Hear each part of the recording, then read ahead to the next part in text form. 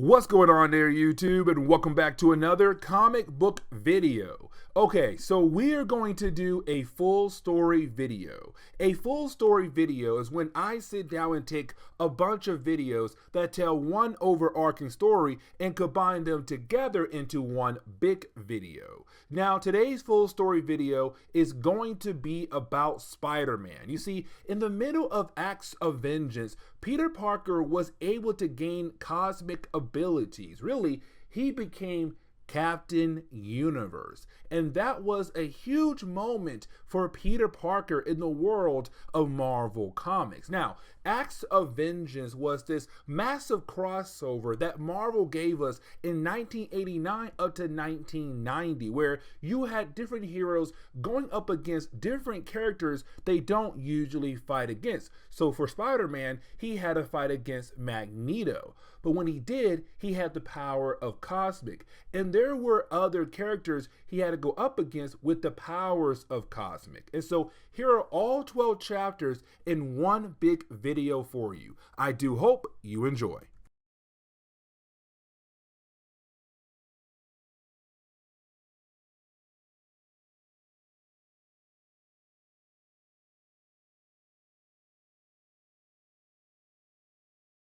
What's going on there, YouTube, and welcome back to another comic book video.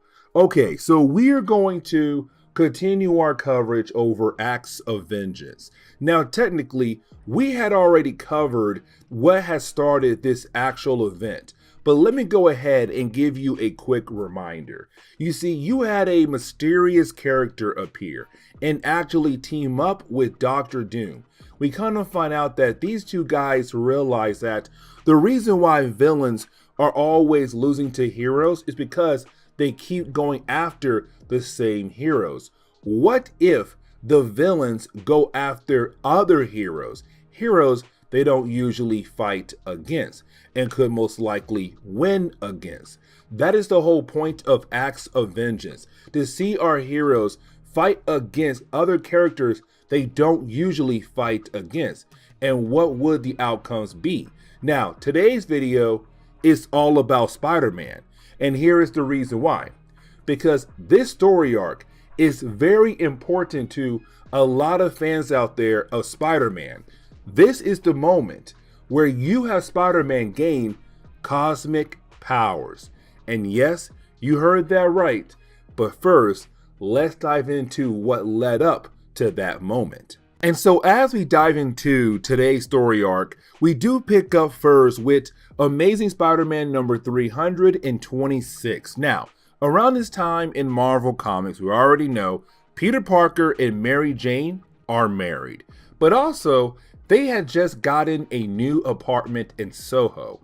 And so we do pick up with our lovely couple having a party, a housewarming party, and they have all their different friends there dancing and having a good time, including Harry Osborn, who just had a child. Now, while you have everyone celebrating, dancing, drinking, and opening gifts, well, out of nowhere, Mary Jane gets a very huge surprise. You see, somebody sent over a delivery service to deliver a bunch of food, some dessert, and also some flowers. And there's a nice cart with all that stuff. Now, at first, she believes, okay, it came from her husband, Peter Parker. But once she reads the card, she now knows where this all came from. And we kind of find out it all came from a character known as Jonathan Caesar. Now, Jonathan was kind of like Mary Jane's own personal villain, somebody who wanted to be with her, but of course she had rejected him. And he's a guy who does not take rejection very well. Now, he was locked up recently, but this is him saying even though he is in prison, he is always watching her. He is always keeping tabs on her. Now, Peter Parker is able to help his wife get out of this funk so that she's able to rejoin the party. But it's a way to remind us that there is a possibility he could come back into the lives of Mary Jane and Peter Parker. Now, something else I do want to mention is that around this time in Marvel Comics, the Daily Bugle was no longer under J. Jonah Jameson control. Matter of fact, it was recently bought out by another character known as Thomas Fireheart, aka Puma. Now, when it comes to Puma, in a recent adventure, Spider-Man had to help him out. And so as a way to pay Spider-Man back, he felt like the Daily Bugle is always giving out negative articles about Spider-Man. And that was a problem. And so Thomas said, fine, to pay back my debt for you helping me, I am going to buy out the Daily Bugle so that now the paper only publish positive things about you, no longer negative things about you. Now we do pick up with the main bad guy for the first chapter. Yes, you heard that right, the first chapter. Each chapter today's video is going to focus on a different villain going after Spider-Man. And the first one is Graviton. Now we have actually talked about Graviton before. When it comes to Graviton, he has the ability to manipulate gravity on different objects on people on the earth. Sometimes he is able to apply even more gravity on people or remove gravity completely off somebody. It's all up to him. Now, recently he was contacted by the Kingpin because apparently the Kingpin made a deal with Graviton. He's always losing to the Avengers. So why not go ahead and send somebody else to take down the Avengers for Graviton while he takes down Spider-Man? Now, I kind of want to jump over to Aunt May. And the reason why, because around this time in Marvel Comics, Aunt May was dating a guy known as Nathan Lubinsky. Now, when it comes to Nathan, he was somewhat a great guy for Aunt May. And Aunt May really did care for the guy a whole lot, that it was kind of nice to see her with somebody. But unfortunately, recently, they had just found out that he was going to die, thanks to his heart. And so this is Aunt May trying her best to spend the last few days with the man that she loves, to make sure that his last few days are some great ones. And Peter Parker just wants to be there for her as she's there for Nathan. Now let's jump back over to Graviton, and here's the reason why. Because you have Graviton head over to the Daily Bugle. It's well known that Spider-Man has some kind of connection to the Daily Bugle. Now, like I said earlier, when it comes to Graviton, he has the ability to manipulate gravity. And so, of course, the entire building gravity is completely gone. Not completely, but to the point where it's no longer on the ground. The building is now floating in the middle of New York. Now, you do have Peter Parker head over to Empire State University to just check in with Dr. Swan to see what is going to be his next assignment for the week. Now, as soon as you have Peter Parker walk into the lab, he's then introduced to a character known as Max Lubish, and I really hope I pronounce his last name correctly. Now, when it comes to Lubish, he's a very interesting doctor, but apparently he's working on a new kind of experiment because he had discovered an unknown energy source, and that is going to be very important in later chapters down the road for this video. But Peter Parker has to quickly leave because as he looks into the city, he can see the Daily Bugle just floating in the middle of New York.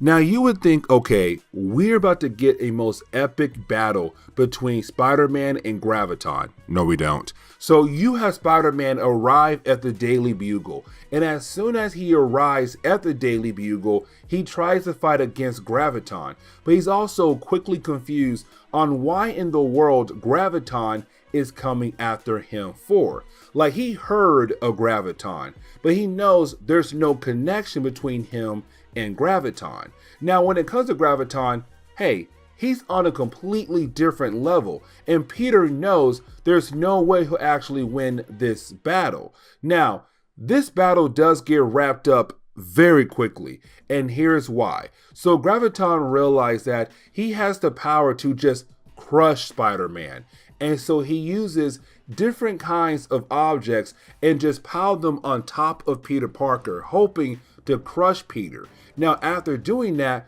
Graviton just leaves. You heard what I said. He just leaves. He does not confirm that his attack actually worked and had killed off Peter Parker. He just leaves to go on with his day. And so after he leaves, well, you didn't have Spider-Man being able to just pop out the debris and be all like, hey, I'm still alive, but hey, Graviton is gone. What in the world was this mess all about? And that wraps up the first chapter of the story arc, with Peter wondering why did a villain he has never fought against come after him for. Now, as we jump into Spectacular Spider-Man number 168, we do pick up with another assassin coming after Spider-Man. Now, this assassin was actually sent by the Acts of Vengeance group as a way to help out the Kingpin, and we'll talk more about that later on. But when it comes to this assassin, he's better known as the Trapster. Now, when it comes to the Trapster, he was really more a Fantastic Four villain, and a lot of times he will work alongside with a few other characters to form a group better known as the Frightful Four, who would always go up against the Fantastic Four. Now, sometimes to some fans out there, when it comes to Trapster, he would be more of a Human Torch villain. But either way, he was sent here to go after Spider-Man, another character that Peter is not used to fighting. Now, when it comes to Trapster, he's very similar to Graviton, and let me explain why. So first off, when it comes to Trapster, he has no powers. He's kind of like the Wizard. He basically relies on the different kinds of gadgets to actually help him win the different battles that he's part of. And he also used a pace gun. Now, getting back to the point where I say he's kind of like Graviton, when it comes to his battle between him and also Spider-Man, it does get to the point where he does believe that he was actually able to defeat Spider-Man. And so he leaves. He leaves too early without actually confirming that he had killed off Spider-Man. And so right after he leaves, we do get confirmation that Peter Parker has survived the Trapster attack. Now, that battle actually took place right in front of Mary Jane. And so when it got to the point where it seemed, okay, Peter Parker is about to die, she freaked out. And honestly, she had the right to freak out about the idea of losing her husband, but luckily Peter was able to bounce back. But right after seeing him being able to bounce back and head home, she knew she also wanted to go home and to be with her husband because he barely survived that last battle. She almost lost the man that she cares for so much. But now we have to jump into the whole Kingpin part, because we do pick up with the Kingpin being confronted by our mysterious character. Now, here's the problem with this section right here. Let me explain. So this comes after the last chapter that we had covered. But when it came to Graviton, Graviton was hired by the Kingpin to go after Spider-Man, because at that point we were left to believe that the Kingpin was actually part of the Acts of Vengeance group. But when you run into this chapter right here, this is the moment where he actually does join the group, and this chapter does take place after the previous chapter. And on top of that, we see the Acts of Vengeance group telling the Kingpin that they had sent the Trapster as a way to help him out, to finally deal with the two people who had caused him the most problems when it comes to his different operations, Spider-Man and also Daredevil. But now we have to jump back over to Peter Parker. Now, when it comes to Peter, he does arrive at the Empire State University, where he's about to work on another experiment alongside with Max Lubish. Now, remember, when it comes to Dr. Lubish, he was able to locate an unknown source of energy, and he had created a machine that is going to allow him to tap into this unknown energy that comes from a different dimension. But this is going to lead into Peter Parker well, becoming cosmic. You see, while you have the two characters trying to use the machine as a way to tap into this unknown energy source, Peter Parker is very worried about the idea the machine cannot handle that kind of energy. And he was correct, because right when the machine is about to explode, releasing all this new kind of energy that Max had discovered, that blast had almost hit Max. But luckily, Peter was able to step in the way to save Max, but he was hit by the blast. And so now he was hit with this unknown energy. And now he has fully become cosmic. Now, we do get a few examples of Peter Parker being now cosmic, but the main one I want to focus on is his cosmic awareness. Because after he does change into Spider-Man and does save some fellow students at the university, well, out of nowhere, he is able to sense all the different things that are happening to him in the city, not near him, but across the entire city. And that shows that now he has cosmic awareness. But then he was able to locate that Trapster is nearby. And so when it comes to Peter, it's time to get payback, because that man embarrassed Peter in front of his wife. Now, when it comes to the battle between Peter Parker and the Trapster, it actually does not last that long, but it does give us a lot of different examples that something is going on with Peter Parker, that he has become, well, cosmic. You see, when it comes to their battle, in the middle of their battle, you have Peter Parker able to create a web construct. Yes, you heard that right. He is able to create a hand out of webbing and being able to use the web as an attack to attack the Trapster. But hey, there's a few more examples we gotta talk about. Like, for example, he is able to shoot energy blasts out of his fingertips. He's also able to overload the gadgets that the Trapster is using. But by the end of this chapter, that is another assassin that Spider-Man was able to defeat very easily. But now we're left to wonder, what else could possibly happen to Peter Parker, because now he has a new range of abilities.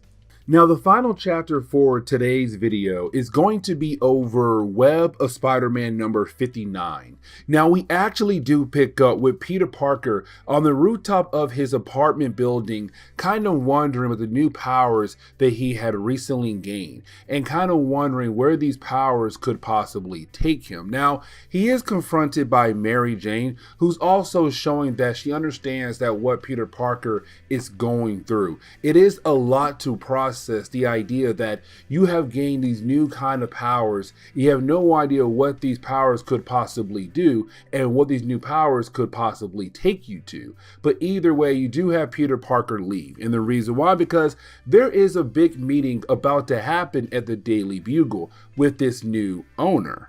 But now we have to jump over to Dr. Doom. Now, Dr. Doom, like I said earlier, is part of the Acts of Vengeance group, and he believes that he's actually in charge, not knowing that he's currently being used by our mysterious character. Now, when it comes to Dr. Doom, we see him having a conversation with Titania. Now, when it comes to Titania, around this point in Marvel Comics, she was really more of a She-Hulk villain. And matter of fact, when she got the call from Dr. Doom, she believed that she was going to go after She-Hulk, to only find out that no, her assignment is to go after Spider-Man, another assassin coming after our favorite webhead. Now, when it comes to Titania, she actually has a fear toward bugs. And so when it comes to Spider-Man being a spider-like character, she instantly freaks out and she's kind of scared of fighting against him. And that shows how big her fear actually is. But then you have Dr. Doom being able to tap her shoulder, and we kind of find out that he put in some kind of device that will fill her mind with rage to allow her to overcome her fear and to actually go after Spider-Man.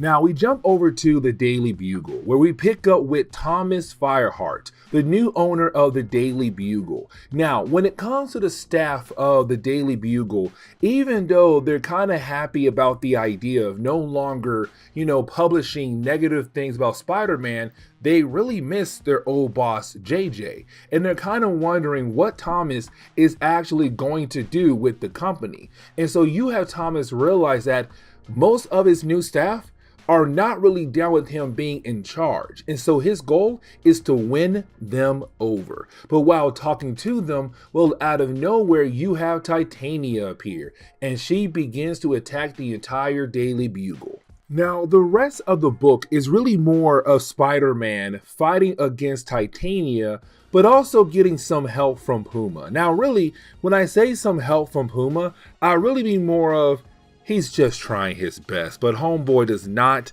stand a chance against Titania. Now, when it comes to Spider-Man, he does actually stand a chance, but this is another character that he's not really used to fighting against. A character who could really do some damage to Spider-Man. A character who sometimes rivals against She-Hulk, which means her punches can do some serious damage to Spider-Man, but he's now cosmic. And so now he is able to actually withstand all of her attacks like they are nothing to him.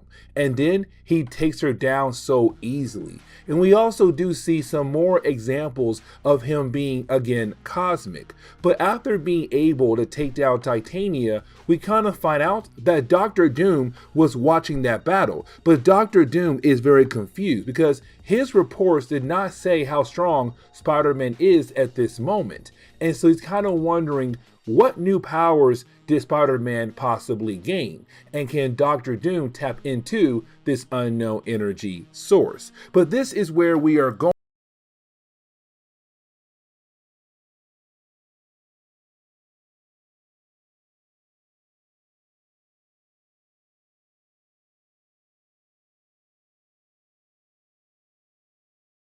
What's going on there, YouTube, and welcome back to another comic book video. Okay, so we are going to continue our coverage over Acts of Vengeance. Now, when it comes to Acts of Vengeance, this was a massive Marvel event that came out in 1989 all the way up to 1990.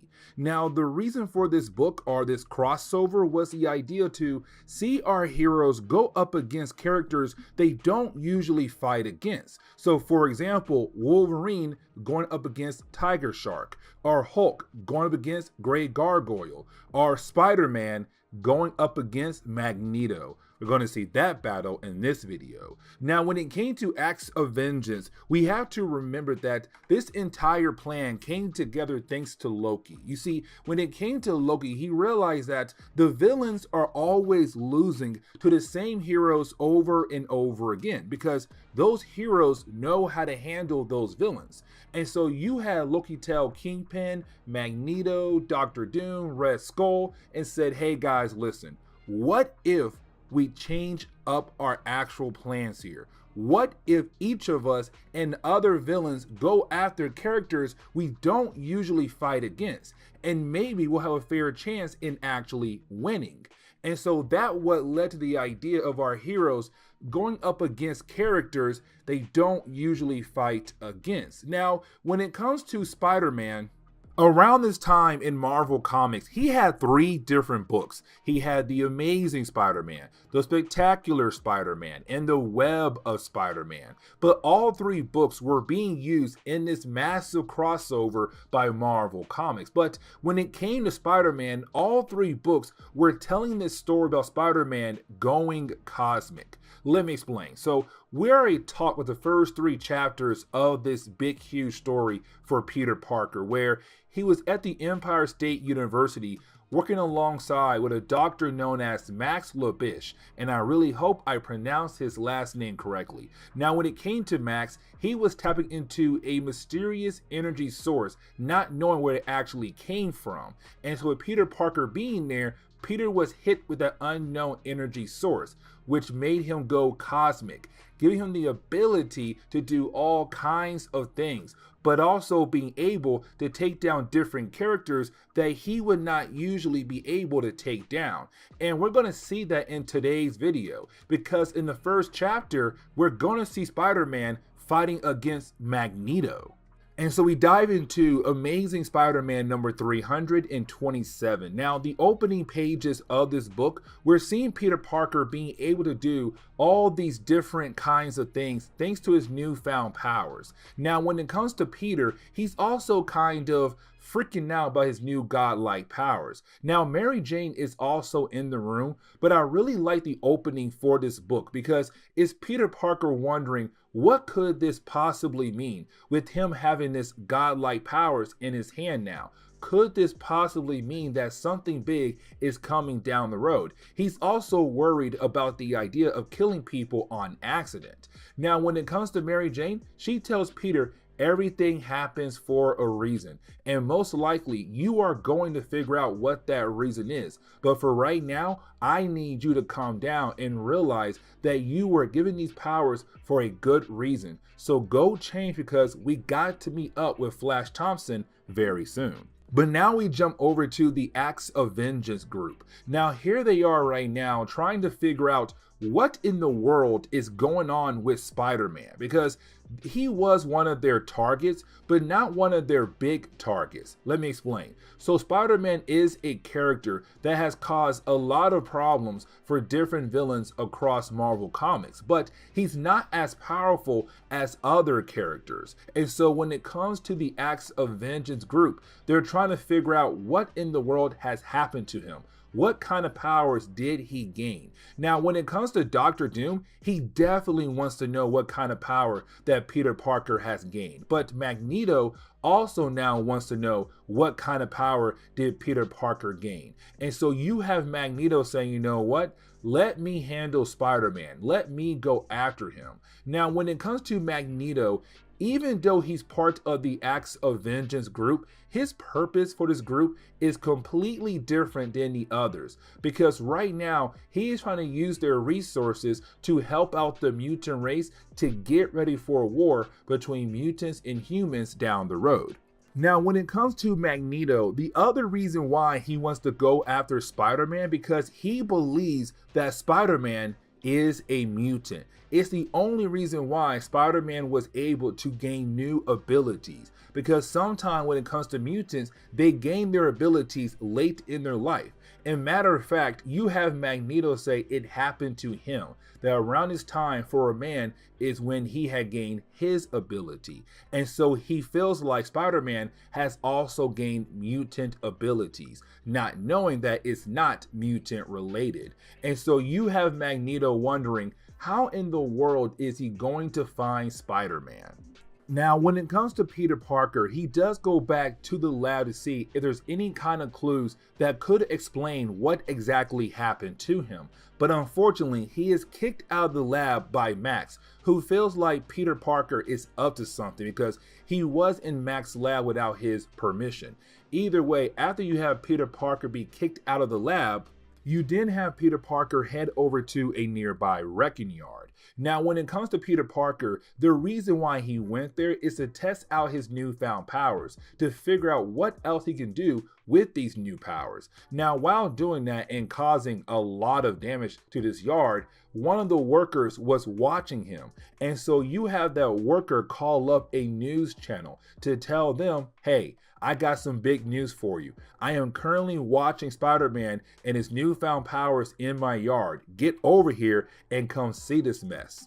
Now, for you big time Spider-Man fans out there, you know around this time, Mary Jane has started a new career in acting. And matter of fact, she was able to get onto a show called Secret Hospital. Now, here's the thing about this scene. In this scene, she has to kiss another actor. Now, once she does it and director calls cut, she realized that that was her first kiss with another man after she had married Peter Parker. And so for her, she's wondering, how will Peter feel about the idea of her kissing another man? Now, she believes that Peter is strong, but at the same time, you can tell that she's kind of worried that Peter might get jealous. But now we have to get back over to Spider-Man. Now, when it comes to Peter, he's still in that yard just testing out his abilities. But then he is confronted by, well, Magneto. Now, when it comes to Peter Parker, he's trying to figure out how in the world was Magneto able to find him.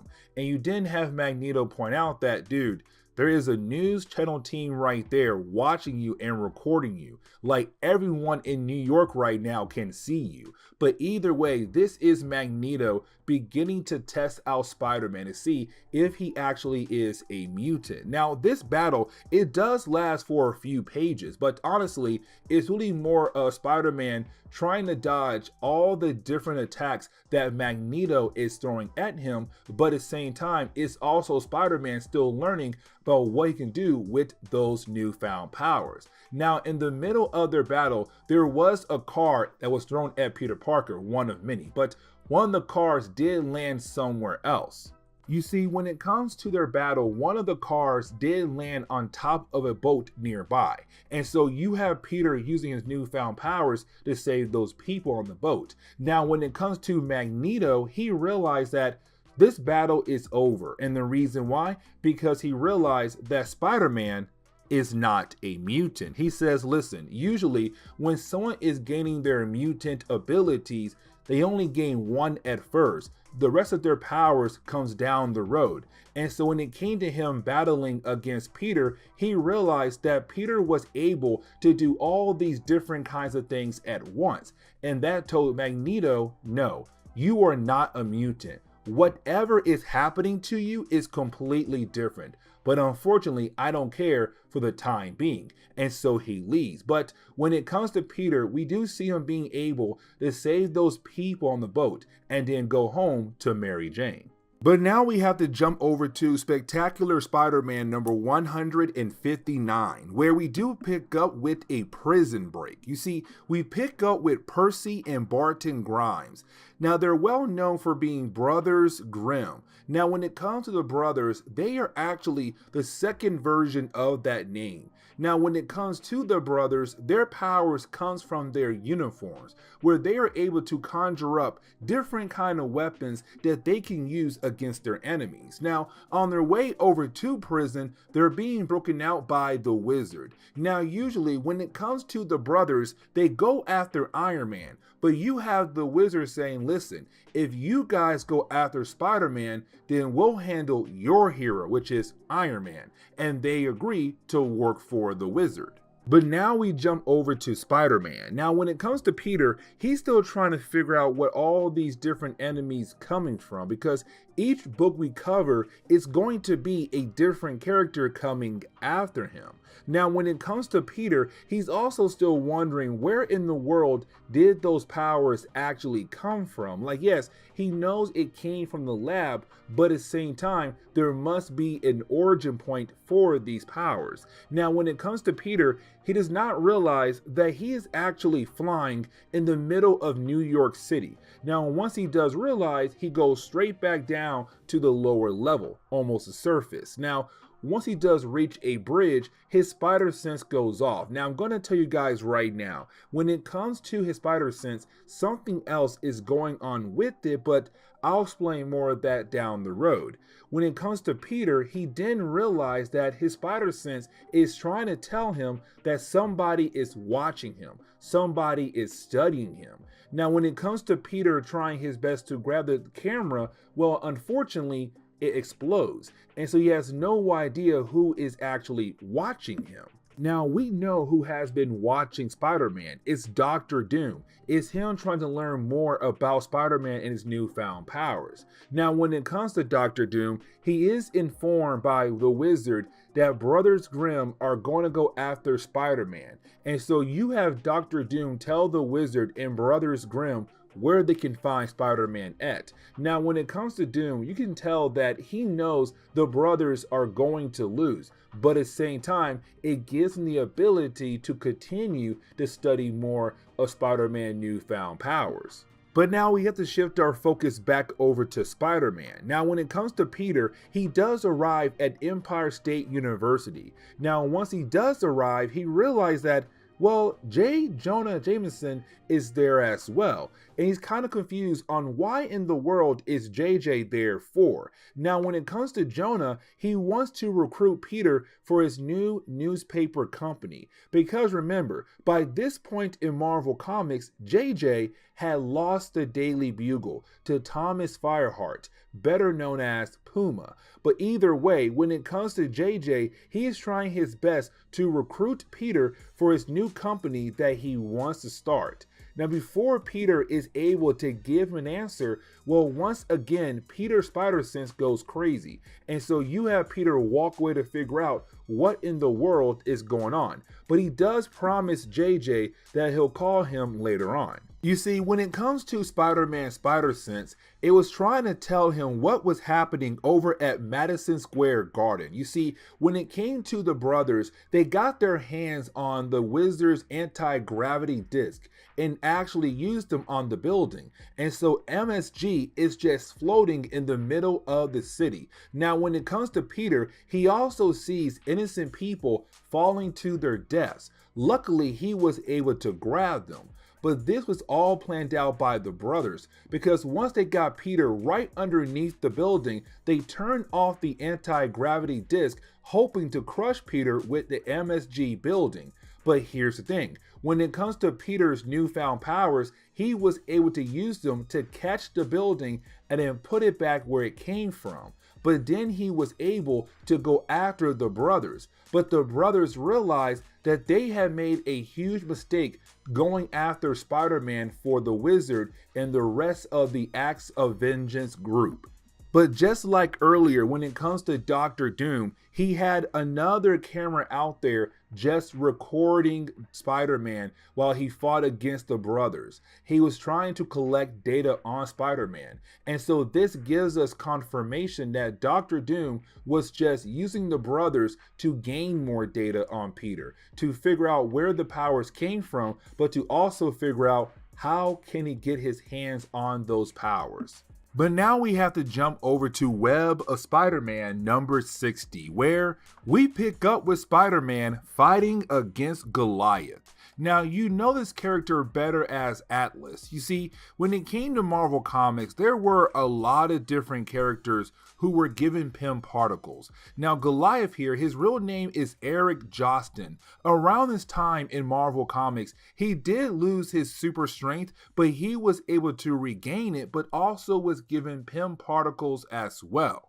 Now, like I said earlier, later on, he'll become Atlas when he joins the Thunderbolts, but currently, he's just your regular bad guy going after Spider-Man that was hired by Doctor Doom and the rest of the Acts of Vengeance group. Now, when it comes to his battle against Spider-Man, you have Peter being able to use his newfound powers once again to take down another powerful character without any kind of problem. But again, you have Peter wondering why in the world all these different villains coming after him for. Now, after you have Goliath get his butt whooped by Spider-Man, he did shrink down back to regular size. But here's the thing, when you do have the police officers wanting to take him away, they're then stopped by a random guy claiming to be an FBI agent. But in reality, this guy works for the Kingpin, and since the Kingpin is part of the Acts of Vengeance group, you did have this guy take Goliath into a truck to bring him back over to Kingpin and the rest of the guys. And so now we jump over to Peter Parker heading over to the home of Aunt May. Now, when it comes to Aunt May, around this time in Marvel Comics, she was dating a man known as Nathan Lubinsky. Now, when it comes to Nathan, he will die in a later story that we had already covered. But around this time in Marvel Comics, everyone knew that he was on the verge of dying because of heart failure. And so you have Aunt May just doing her best to make sure that Nathan's final days are easy. Now, when it comes to Peter, the reason why he stopped by to see Aunt May is to ask her one simple question. And he asked her, what would you do if you had the power of life and death in your hand? And it freaks out Aunt May a lot. But now we jump back over to Goliath. Now, when it comes to Goliath, he was taken back to the base of the Acts of Vengeance group, and they're kind of wondering what to do with him. Now, when it comes to Goliath, he wants a second chance because he was not told how powerful Spider-Man was. Now, when it comes to characters like Magneto, he's all like, no, get rid of him right now. But then you have Dr. Doom step in and say, no, we can actually use him as a way to learn from our mistakes, to learn more about Spider-Man. But at the same time, I can possibly give Goliath the edge to take down Spider-Man. Now, when it comes to Dr. Doom, even though he did promise Goliath that he will give him the ability to take down Spider-Man, in reality, Doom knows that Goliath cannot defeat Spider-Man, but he can still use Goliath to collect data on Spider-Man. Now, getting back over to Peter Parker and Aunt May, you have Aunt May still shocked about the idea of the question that Peter asked. Now, when it comes to Peter, the reason why he had asked that question, because again, he holds godlike power in his hands. He believes that he holds life and death in his hands. But you have Aunt May saying no man should have that kind of power at all. She says, listen, the only power that man should have is the ability to accept life and death, because life and death are part of the life cycle. What she is trying to say is that when it came to Uncle Ben, she had to accept the idea that he was gone and move on. And when it comes to Nathan, she knows that down the road, he is also going to die. But she also has to accept the fact that he is going to go away. And so when it comes to Peter, he realized what she truly means, that even though he has godlike powers, he does not have the right to decide life and death for anybody across the world. Now, like I said earlier, when it came to the Daily Bugle around this point in Marvel Comics, it was no longer under the control of J. Jonah Jameson. It was actually bought out by a character known as Thomas Fireheart, aka Puma. Let me explain. So when it came to JJ in the Daily Bugle, they had published an article claiming that Peter Parker was actually a thief. And so when it came to Puma, he had confronted Peter to only find out that Peter was actually innocent. And so once he realized that the Daily Bugle is always publishing bad articles of Spider-Man, he bought the company out to begin publishing positive articles about Spider-Man. And so when we do pick up with Peter, he does stop by the office of Thomas to ask Thomas one more time to stop publishing stories about him. But then Thomas gets a call from the Kingpin, because the Kingpin knew if anyone knows where to find Spider-Man, it would be the Daily Bugle. Now, luckily for Peter, he was in the office when the Kingpin had called up Thomas on his phone. And so you had Kingpin tell Spider-Man to come to a certain park to have a conversation. Now, you do have Peter Parker being able to arrive at the meeting spot the Kingpin told him to be at. Now, as soon as Peter arrives at the spot, he quickly finds out that it was a trap. Now, when it comes to Peter, he is confronted by Goliath once again. But here's the thing though, when it comes to Goliath, he got an upgrade. You see, when it came to Dr. Doom, he gave Goliath the ability to grow bigger every single time Spider-Man does use his newfound powers on him. But here's the problem though, the bigger he gets, the more stress he puts on his body, the more stress he puts on his heart. His heart cannot handle the size that he's growing to, but he won't stop until he is actually able to stop Spider-Man. Now, their battle continues on up to the point where his heart just gives out and you have Goliath just kneel over. Now, once you have Peter being able to protect some innocent people that Goliath had put in danger, when he turns around, Goliath is no longer there, wondering where in the world did he go to. But once again, we see that Doctor Doom had used somebody else as a way to collect data on Spider-Man. You see, every single time Peter had hit Goliath, it was sending data back over to Doctor Doom. And now Doctor Doom believes that he has the ability to harness the power that Spider-Man is currently holding on to. But this is where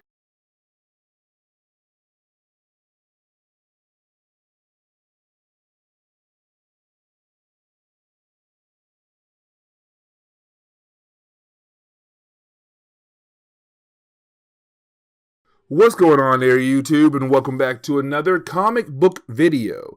Okay, so we're going to continue our coverage over Acts of Vengeance. Now, when it comes to Acts of Vengeance, we have to remember that this was a massive crossover that Marvel gave us in the late 1980s, early 1990s, really 1989 to 1990. Now, when it came to Acts of Vengeance, it was a way for us to see our heroes fight against characters they don't usually fight against. So for example, Spider-Man fighting against Magneto, Iron Man fighting against the Wrecker, and the list goes on. And so it was a cool way to see our heroes just fight against new people they don't usually fight against. Now, today's video, we're going to jump back over to Spider-Man. You see, when it came to Spider-Man and Acts of Vengeance, he had an actual storyline take place in the middle of Acts of Vengeance.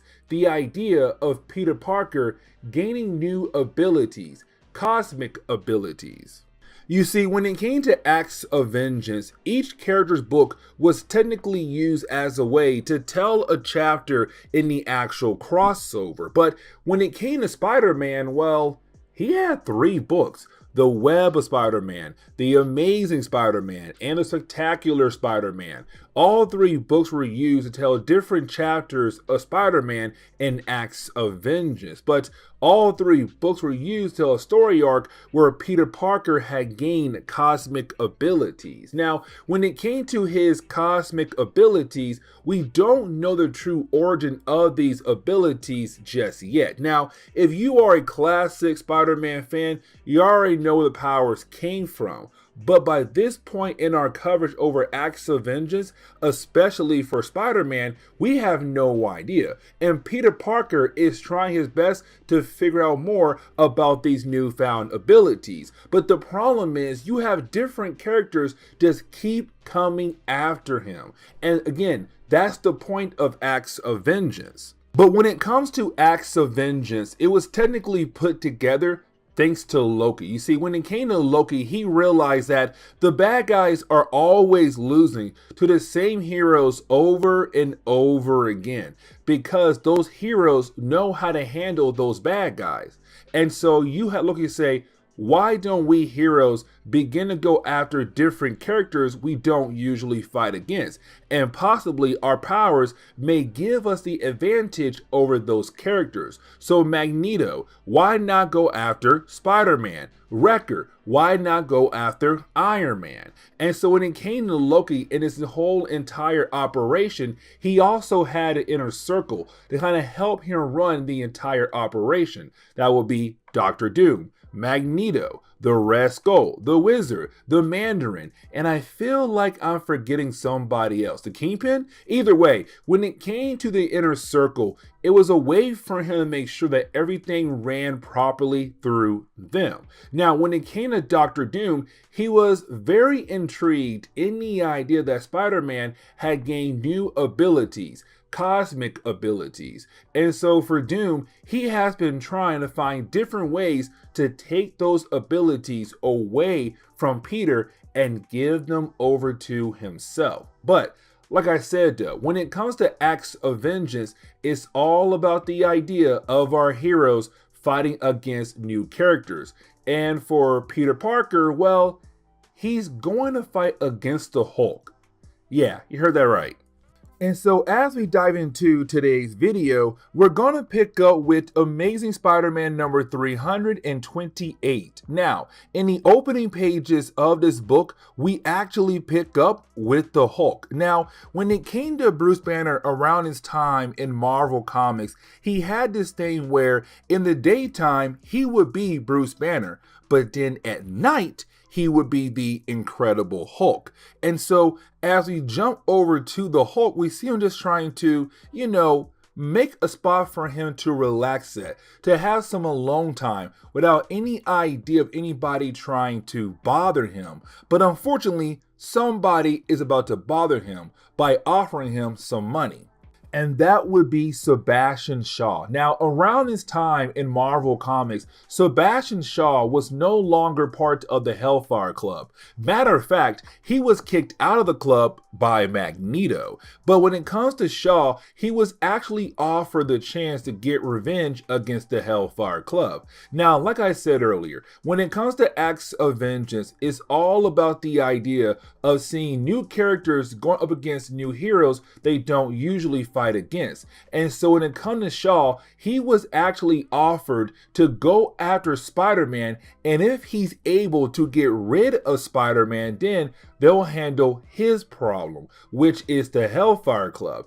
And he had automatically said yes because he remembers that Magneto is the one in charge of the Hellfire Club. And Magneto is also part of the inner circle of the Acts of Vengeance group. But either way, when it comes to Shaw, he's down with the idea of trying to kill off Spider-Man as a way to get back at Magneto. And so you have Shaw just land right in front of the Hulk. And when he does, he said, hey man, listen, I got a job for you.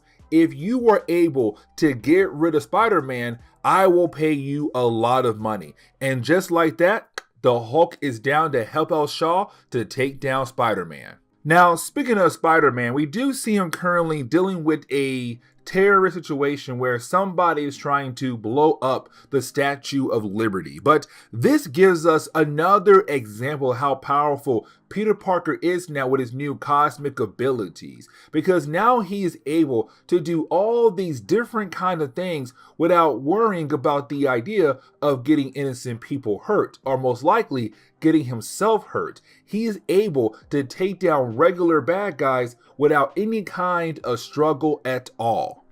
Now, once you have Peter being able to deal with those terrorists, you then have Peter head over to a restaurant to have a double date with Flash Thompson and his latest girlfriend. And around this time in Marvel Comics, Peter was married to Mary Jane. Now, when it comes to Flash's latest girlfriend, Peter and Mary Jane automatically do not like her at all. Matter of fact, as soon as the food is done, you have our characters leave to go to the next stop, which is Mary Jane's day job. Because around this time in Marvel Comics, she had a role in a TV show. She is an actress. And so while you have Peter waiting for Mary Jane to wrap up her latest scene for the new TV show, he then realized that his spider sense is going off like crazy. Now, when it comes to Peter having his cosmic abilities, all his regular powers have also been enhanced as well. So, for example, his spider sense. But either way, when he looks over to the city, he sees something dropping. And we already know what that is. It's the Hulk. And so you have Peter Parker head straight over to the city to see why in the world the Hulk is there and why in the world the Hulk is just throwing cars all over the place. Now for the Hulk, he believes that he should be able to take down Peter Parker very easily. It's just Spider-Man, but most of the characters in Marvel Comics don't know that Spider-Man got an upgrade, that he now has cosmic abilities. And so you have the Hulk try to punch Peter Parker, but Peter's able to beat down on the Hulk. And the Hulk realized that this is not going to be an easy job. But then he realized that the sun is about to come up, which means the Hulk time is over. It's now time for Bruce Banner. And so he tells Peter, hey, you know what? We'll finish this battle tomorrow night. I gotta go. Meet me here so that we are able to wrap up our battle. And so you have Spider-Man head over to that location the Hulk told him to be at. Now, as soon as he arrives there, you then have the two characters begin to battle once again. Now, while you have the two characters battling against each other, you have the Hulk realize that this is not going to be an easy battle because Spider-Man is way stronger than he used to be. Now, in the middle of their battle, you then have both characters realize that there are two random kids there who are watching the entire battle, but now they're trying to protect Spider-Man from the Hulk, which honestly is just a bad idea. But you did have the Hulk say, you know what? I don't want to see any kids get injured because of this battle. And so what if I am able to scare them away? And so you have the Hulk pick up something hoping to scare the kids away, like he's going to throw it at them. But here's the problem. He didn't tell Peter Parker his plan. And so you have Peter get very worried in the idea that the Hulk is about to kill off some innocent kids. And so you have Peter punch the Hulk so hard, he literally goes out into space. And you have Parker realize that he may have gone just a tad bit too far. And so you have Spider-Man go out into space to get the Hulk and bring him right back down to Earth. Now, because you have Parker saying the Hulk said, you know what? I am going to leave you alone. I only attacked you because someone offered a lot of money, but you just saved my life.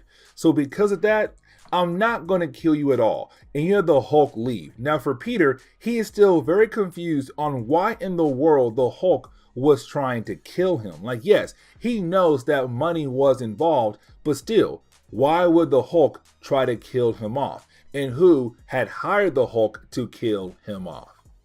But now we have to jump over to Spectacular Spider-Man number 160, where we do pick up with Dr. Doom still trying to find different ways to collect the energy that Spider-Man is releasing when he does use his cosmic powers. And so now we see that Dr. Doom had paid a few men to dive to the ocean floor near New York to find a certain robot, and that would be TES. Now TES stands for Total Elimination of Super Soldiers. It was made back in the 1940s just in case Steve Rogers and any future super soldiers might have gone crazy. Now when it comes to Dr. Doom, he wants to use the robot as a way to fight against Spider-Man, but to also absorb the energy that Spider-Man is releasing when it comes to his cosmic powers. And then of course, convert that energy into his own kind of energy to use against his enemies. But now we are able to jump over to Spider-Man, and when we do, we see Spider-Man fighting against his usual foes for the first time in an entire story arc of Acts of Vengeance. It's him going up against the Shocker, Rhino, and also Hydro Man. Now, this is the first time that we're seeing Spider-Man being able to use his cosmic abilities on his own foes, because most of Acts of Vengeance was really more a Spider-Man fighting against other characters who belong to other heroes. But either way, you do have Spider-Man being able to take down his foes very easily. But something else I do want to mention is that around this time in Marvel Comics, you had the public getting tired of superheroes and their super battles, because usually when a hero fights against a villain, they're causing a lot of property damage. And so Congress is trying to pass a bill in the idea of saying like, hey, you know what? If you're going to be a superhero, you gotta register and work for the government. And so currently you have the public most of the time in Acts of Vengeance just going after different heroes. Now we also learned in a previous story that this whole Congress idea was kind of made thanks by the Acts of Vengeance group as another way to get rid of superheroes. But now we jump over to the Acts of Vengeance group, where we pick up with the Kingpin and also Loki showing concerns about Dr. Doom, because Dr. Doom is not really trying to work with the others when it comes to the idea of trying to find different ways to bring down Spider-Man. But they also realize that he is very obsessed with the idea of Spider-Man and his newfound powers. Now for Kingpin, Loki, and the rest of the inner circle, they don't know know that Doctor Doom is trying to claim the powers of Cosmic for himself. But he keeps telling them that, hey, my goal is your goal. It's to get rid of Spider-Man. Now, Loki realized that Doctor Doom is up to something, but he has no idea what. But he does say that he's going to watch Doom very carefully. But you do have the Kingpin and Loki see Doom turn on Tess and tell Tess that his target is Spider-Man. But now we jump over to Peter Parker and Spider-Man. Now, when we do, you have the two characters begin to argue with one another. And it's all because Mary Jane said, hey, I feel like your newfound powers may be too much for you to handle. Now, the reason why she is saying that, because in the earlier chapters of his story arc in Acts of Vengeance, he had fought against a lot of characters, but he also caused a lot of property damage as well in those battles. And it's Mary Jane saying, hey man, listen, I just feel like those newfound powers are just way too dangerous.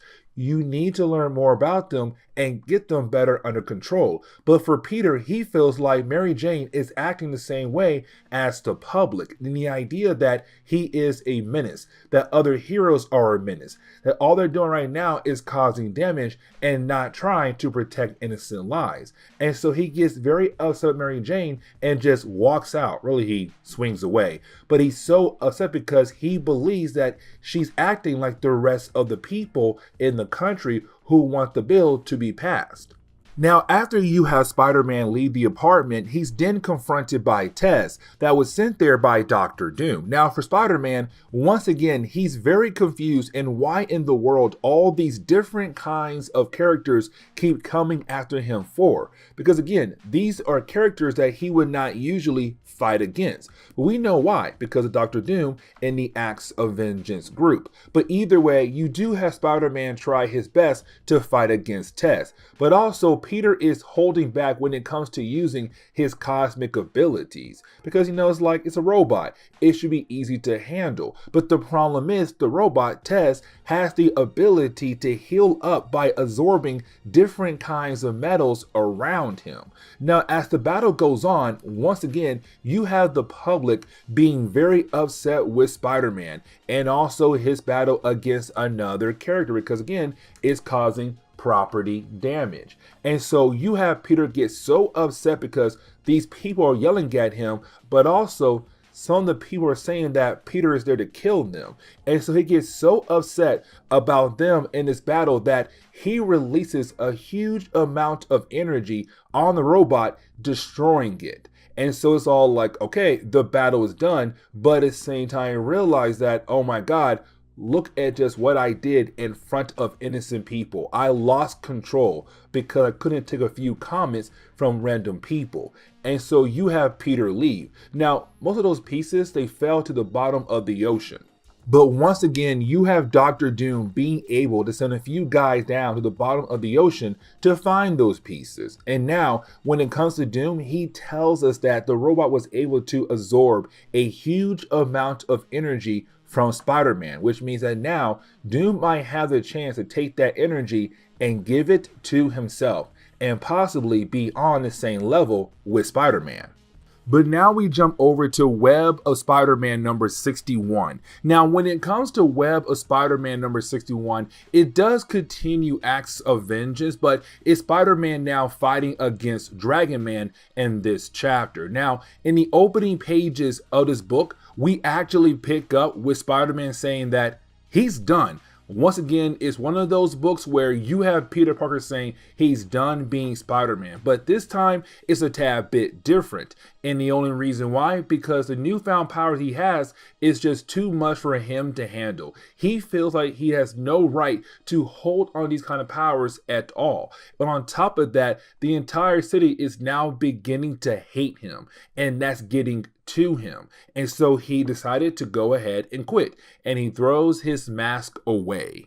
Now, after Spider-Man had threw away his mask, well, his mask was caught mid-air by the Wizard. And the Wizard is one of the members of the inner circle of Acts of Vengeance. And so once he does find the mask of Spider-Man, but also overhearing that Peter Parker is going to quit, you then have the Wizard go over to the rest of the inner circle and say, guys, listen, Spider-Man is done. He quit. Now, the rest of the inner circle, they don't believe the wizard had actually found Spider-Man's mask. They believe it's actually a fake. Now, you do have the wizard tell them, like, no, guys, I overheard him. He said he's done and threw his mask away. But you didn't have the rest of the inner circle say, we're not done with him.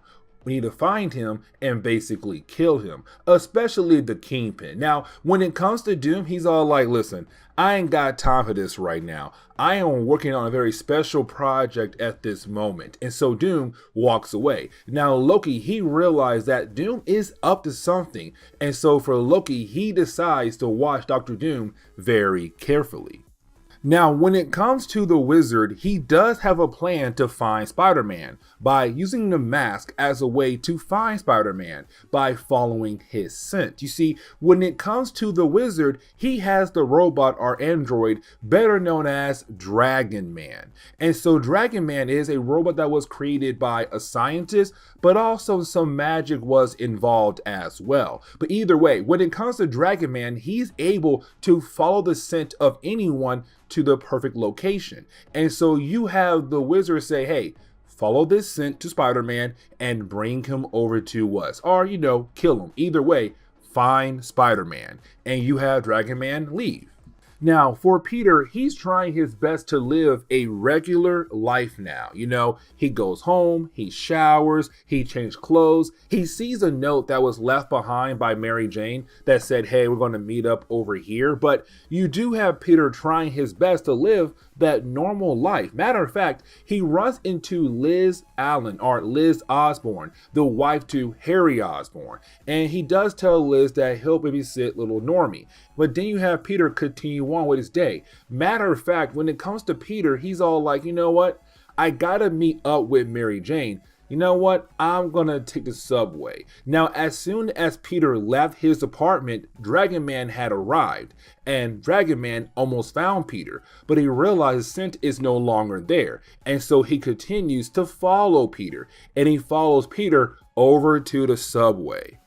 And really, the rest of Web of Spider-Man is really more of Peter Parker fighting against Dragon Man in the subway tunnels. Now, while you have the two characters fighting against each other, Spider-Man has to use his cosmic abilities to make a suit for him right then and there. But he has to fight against Dragon Man, even though he wanted to retire from the superhero life. Now, while you have the two characters fighting against each other, a train arrives. And of course, it gets involved in some property damage. Now, when that happens, you have Peter say, great, now the public is going to blame me for this as well. This freaking sucks. But the people on the train say, no, we're not mad at you. Matter of fact, we're happy to see you because you saved our life from that creature right there. And so guess what? We actually love you. And so because of that, you have Peter say, you know what?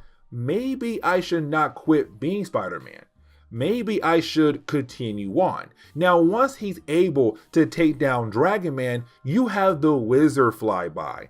And you have the wizard very upset with himself. Not really Dragon Man himself, because now he realized that he had inspired Spider-Man to continue on to be a hero. If he had not sent Dragon Man after Peter, most likely Peter would not have continued on as Spider-Man until another event down the road.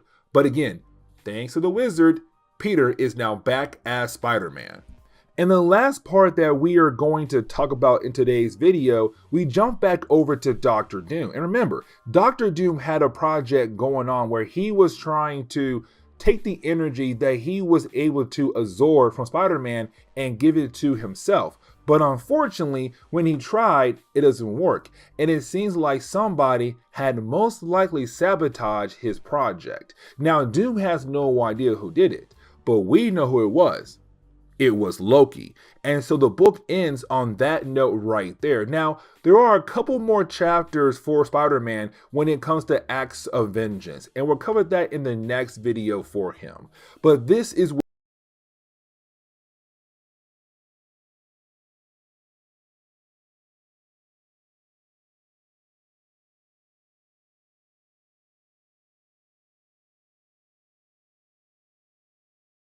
What's going on there, YouTube, and welcome back to another comic book video. Okay, so we're going to really wrap up our coverage over Acts of Vengeance. Now remember, Acts of Vengeance was this massive crossover that was given to us by Marvel Comics in 1989 up to 1990. It was the way for us to see our heroes go up against characters they don't usually fight against. So Spider-Man fighting against Graviton, the Hulk fighting against Grey Gargoyle, and the list goes on. But it was a cool way to see our heroes go up against characters they don't usually fight against. Now, like I just said a moment ago, we're going to wrap up our coverage over Acts of Vengeance. Now, I do know our last video was labeled the finale of Acts of Vengeance. But you see, when it came to Spider-Man, he wasn't technically done when it came to Acts of Vengeance. And so he got an aftermath story arc that took place after the ending of the big crossover. Because in the middle of Acts of Vengeance, Peter Parker was able to gain cosmic abilities by being able to tap into an unknown source of energy. But that's the problem right there. We had no idea what kind of energy that he had tapped into. And so when it came to Acts of Vengeance, when it wrapped up, we're kind of left wondering, hey, what about Peter Parker? What about him being cosmic? Where is that story going to go? And so we got 3 more chapters to kind of wrap up that story arc, but to also answer the big question. What kind of energy did he tap into? But on top of that, we do see Peter Parker going up against every single person that he had defeated in Acts of Vengeance. So getting into the opening pages for today's video, we actually pick up with Sebastian Shaw. Now remember, by this point in our X-Men coverage, by this point in Marvel Comics, Sebastian was no longer part of the Hellfire Club. But this man is still all about his money. And so currently we see him talking to a scientist about a new kind of Sentinels, 3 new prototypes. And these are all being used for Project Nimrod, the perfect Sentinel. They're trying to work their way up to that point. Now, when it comes to Sebastian, he wants to use the new kinds of Sentinels on other mutants. But here is the big problem. You see, he knows that in the past, Spider-Man had fought alongside with the X-Men, and the word on the street is that Spider-Man now has cosmic abilities, and with those cosmic abilities, he will be able to protect the X-Men and other mutants from these new kind of Sentinels. And so for Sebastian, he wants to know, where did Spider-Man get his powers from? Now, the scientist that he was talking to apparently knows that it came from Max Lubish. Well, the project that Max was working on might have gave Spider-Man his newfound powers. Now, I will explain more about Max here in a moment, but now you have Sebastian very intrigued to meet Max and to figure out how in the world he was able to give Spider-Man cosmic powers. But now we have to jump over to Peter Parker. Now, when it comes to Peter Parker, we currently see him trying to help out Mary Jane by practicing some lines for the next show that she is going to be in. You see, around this time in Marvel Comics, Peter Parker and Mary Jane were actually married. But here's the problem right now. Peter is unable to focus to help out Mary Jane because he's so concerned about his new cosmic abilities that he's not really able to focus on a lot of different things. Mary Jane, school, Aunt May, and the list goes on. And so you have MJ say, why don't you just go out there in the city and just swing around a tad bit to kind of help you clear your mind.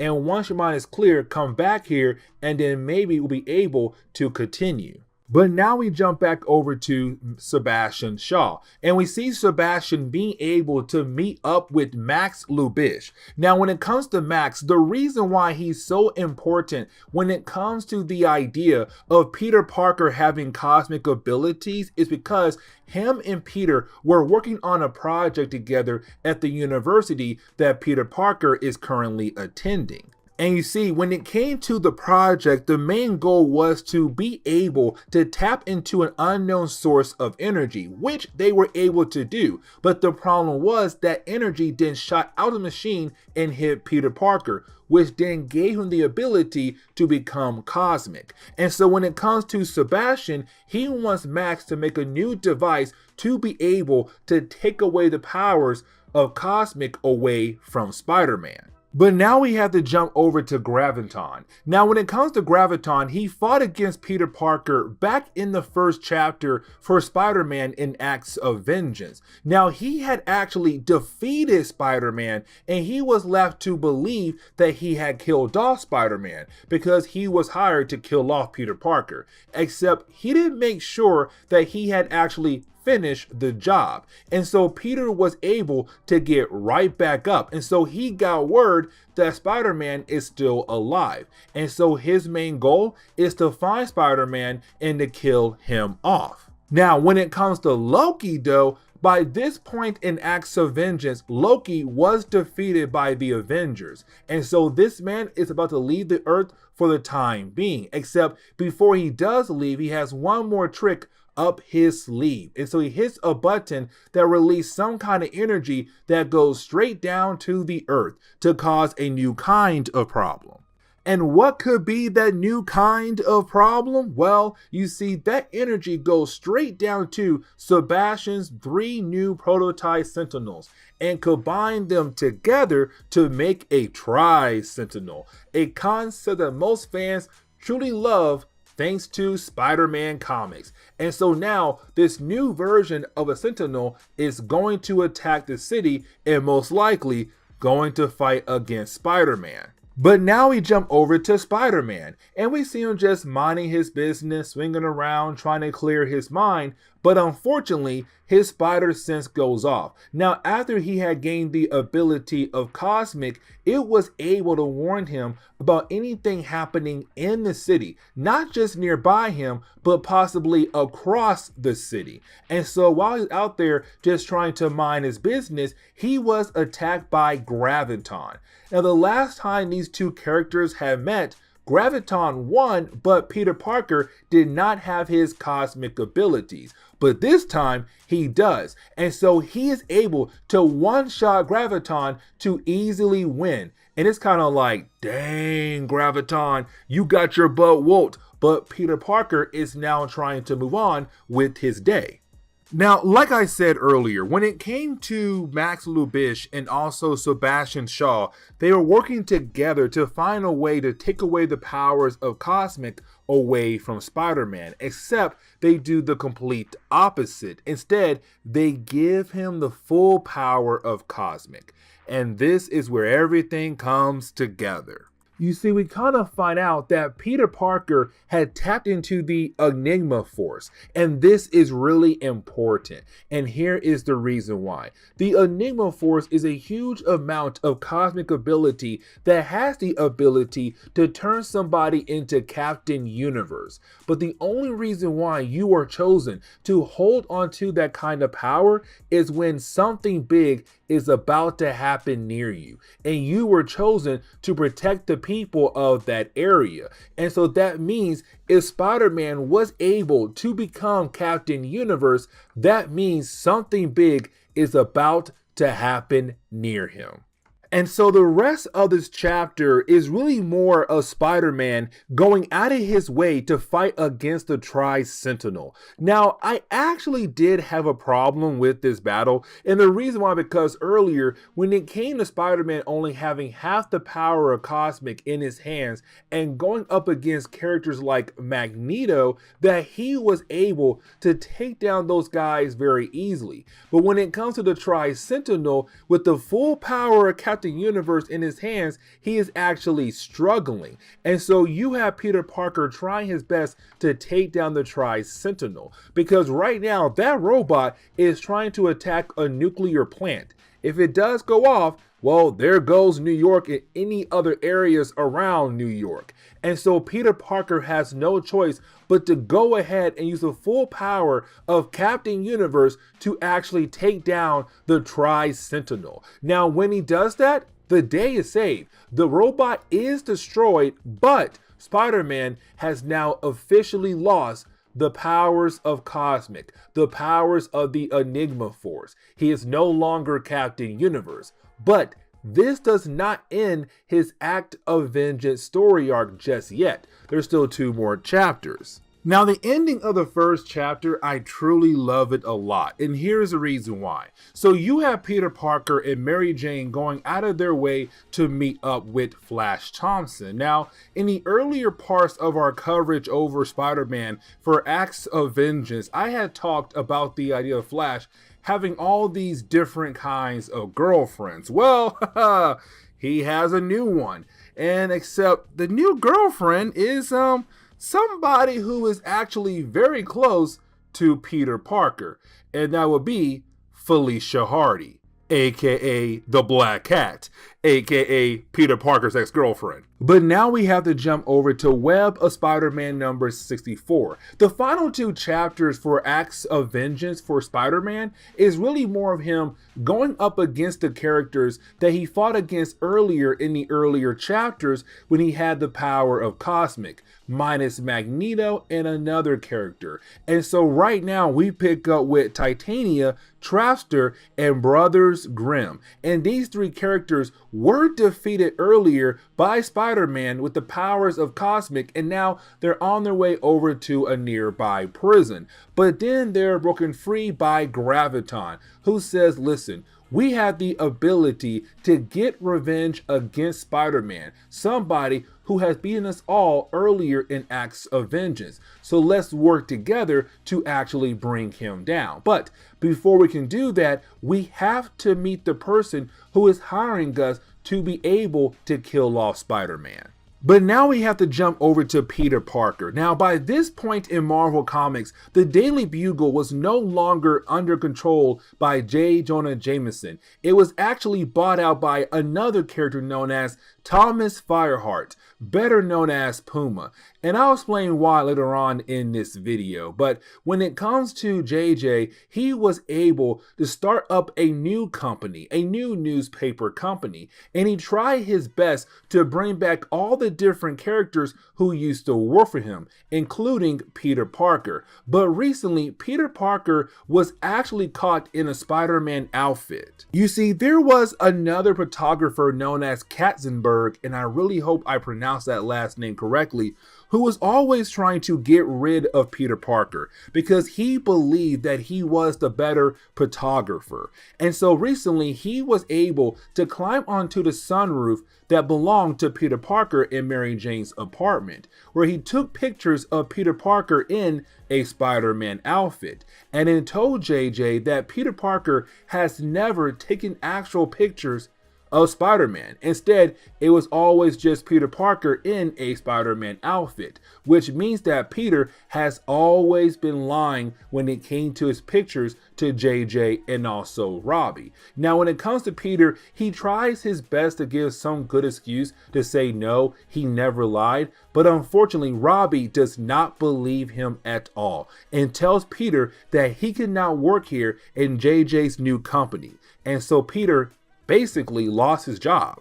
Now, like I said earlier, when it came to Graviton, he told rest of the bad guys that they were actually hired by somebody to go after Spider-Man. Well, that person was actually the Chameleon. You see, around this time in Marvel Comics, the Chameleon was trying his best to become the new kingpin of crime of New York. Matter of fact, he was also trying to get rid of Wilson Fisk to make sure the role was only his to have. Now, he was the one who hired the bad guys to come together to go after Spider-Man. But he's also saying, listen, you have one more person who is going to join your team, and that will be Goliath, who was also defeated by Peter Parker earlier in Acts of Vengeance. And so we jump back over to Peter Parker and Mary Jane, and you have the two characters right now at home just minding their business, having some good bonding time, husband and wife, until Peter Parker gets word that the Daily Bugle is once again floating in the middle of the city. And remember, in the first chapter of Acts of Vengeance for Spider-Man, that was how Graviton got Peter Parker's attention. And so for Peter, he knows it has to be Graviton. And so he has no choice but to go ahead and leave to go be Spider-Man. And so the rest of the pages of this chapter is really more of Spider-Man trying to fight against the villains that he was able to be earlier in Acts of Vengeance, but because he had the power of Cosmic, the Enigma Force, he was basically Captain Universe. But now he don't have those powers. And so technically these bad guys have the advantage over him. It's not going to be an easy battle. And really, most of the pages of this battle is Spider-Man getting his butt kicked. Now, there is a moment where it seems like, okay, he might find a way to actually take them down, to save the day. But that small moment is gone very quickly when you have Graviton step in. Now remember, when it comes to Graviton, he has the ability to add gravity to you or remove gravity from you. And so for Spider-Man, he had removed gravity completely. And so you have Peter begin to float straight up into the air, heading to space, and we're left to believe that our hero might possibly die. And so now we are able to enter the final chapter for today's video, really the final chapter for Acts of Vengeance, where we actually see Spider-Man still floating in the air, heading towards space. But luckily for Spider-Man, a plane was just flying by. And so you have Peter go ahead and shoot a web to hold on to the plane. And once he holds on long enough, the effects of Graviton is no longer affecting him. And so gravity is back to normal for him. And he's very excited about the idea of not having to float to space and possibly dying. And so he goes on with his day. Now, for the bad guys, their main goal now is to, well, get paid. Except when they go back to the base of the Chameleon, they can't find him. He completely left his base behind. He cleared out. But they do find a note that was left behind. Now, on the note, apparently it was Chameleon working with the Kingpin the entire time. And so you have the bad guys say, you know what? If the Kingpin is working with the Chameleon, then we're going to get paid by the Kingpin or we're going to kill him. And then after we kill him, we'll still look for the Chameleon. And so you have all the bad guys head over to the home of the Kingpin, Wilson Fisk. Now, Chameleon, he was somewhere nearby and he watches the villains fly off. And that was part of his plan the entire time, to get rid of the Kingpin so that he'll be able to take over all crimes in New York. Now, I kind of want to jump back over to Mary Jane, and here's the reason why. So around this time in Marvel Comics, Harry Osborn and Liz Allen were married to one another, and they had a child. That would be Normie. And so Mary Jane came over to babysit Normie as Harry and Liz go out on a date. But here's the problem though. You see, when it comes to Mary Jane, as she's walking around their apartment, she finds the Green Goblin suit. Now, back in X-Men Inferno, there was a tie-in for Spider-Man, and Peter Parker and the Green Goblin had to work together to take down an enemy, which they did. But here's the thing though. Harry told Peter that he would get rid of the Green Goblin suit. But the problem is, the suit is still here. And so you have Mary Jane wonder, does Liz know that her husband still has his Green Goblin suit? And on top of that, she needs to tell Peter about this fast. But now we have to get back over to Peter Parker. Now, when it comes to Peter, he's at the Daily Bugle, where he just found out the Daily Bugle might be completely destroyed down because the structure has been so badly damaged thanks to Graviton that they honestly can't do repairs to the actual building. Now, let's not forget, though, that when it came to the Daily Bugle, around this time in Marvel Comics, it was actually purchased out by Thomas Fireheart. Now, Thomas Fireheart is better known as Puma.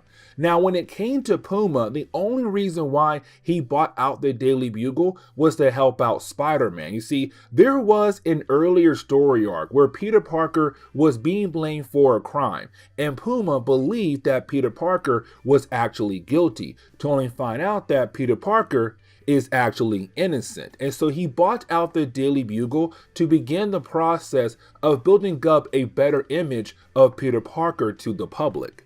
But now we have to jump over to the office of the Kingpin, because as soon as we do that, we see him being attacked by the bad guys from earlier parts of this story. Now, for the Kingpin, he has no idea why these guys are here for. But they tell him, like, your partner did not pay us, so you better pay us before we kill you and then find your partner. Now, for the Kingpin, he has no idea what they're talking about. He's like, partner?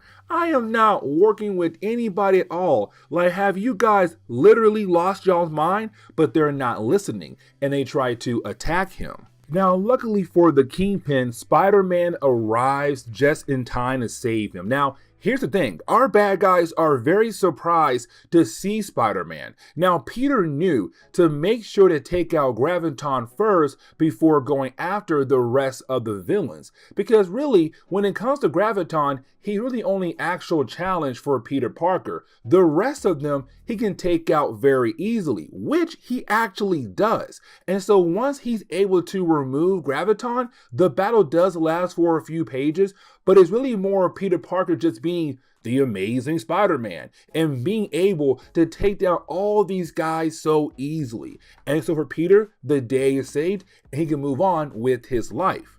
Now, the last page of this book really shows that Chameleon's still very happy about the idea of Peter Parker saving the life of the Kingpin. And here is the reason why. Because now word is out there that the Kingpin private tower was attacked by a group of villains, and Spider-Man had to come in to protect him and save his butt against those villains. And so that begins the process of the Kingpin kind of losing his control over crime in New York and giving the Chameleon a chance to move up the ladder into the role of the Kingpin. But this is where we are going to end today's comic book video. So please leave me a like down below and subscribe. But guys, see y'all next time. Later.